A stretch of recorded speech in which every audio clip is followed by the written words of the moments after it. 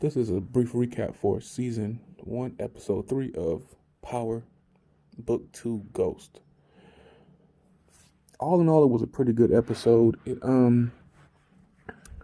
showed the power struggle between Drew and Kane. Drew wants to be his own man, and Kane, being the overprotective big brother, isn't allowing him to spread his wings. It also shows that Tariq influences Monet's daughter to reach out to the father on how Monet is running the business. All in all, it was a good character building episode. It showed, more of their character traits and attributes.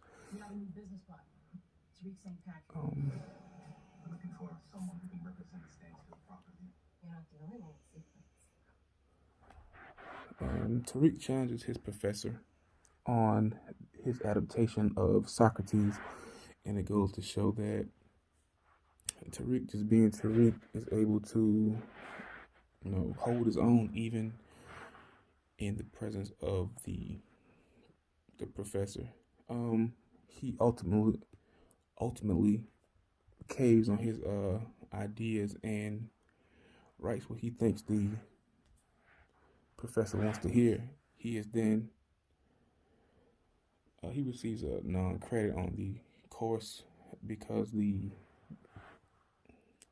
professor Jabari, he grades the papers. He's impressed with Tariq's ability to stand on what he believes in, and he expresses to Tariq that he has to be himself while at Stansfield. Tariq and his best friend decide to stop moving pills at Stansfield. They preoccupied the only competition with the scripper who was moving weight at the script club. Tariq offers another proposition to go to dinner with Monet to have her become his new supplier. What else happens?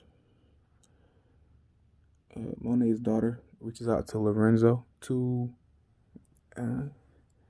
basically get him to talk her mom into letting her go to school to play ball. Monet isn't interested in her playing ball because female ballers don't make a lot of money, and she needs her to be there with the family.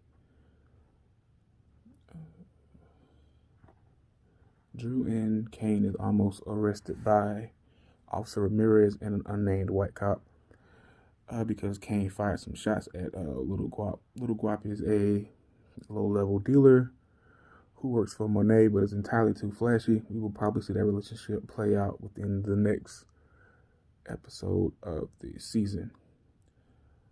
Drew was caught on camera for a moment in one of Little Guap's videos, so we'll know how that will have an effect on Drew's character development in the rest of the series.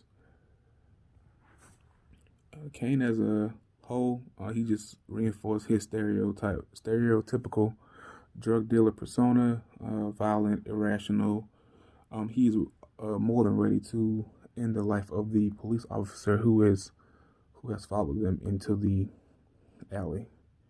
Ramirez comes through again with the phone from Little Guap just to show Monet that he is trying to protect her and the family. Meanwhile, in prison, Lorenzo, you see his first on-camera appearance, except for the picture from the first episode. He is theoretically running things in the facility. He has guards, other inmates. He's a what they would call a shot caller in the prison at this point. He begins his surveillance on Tariq's mom.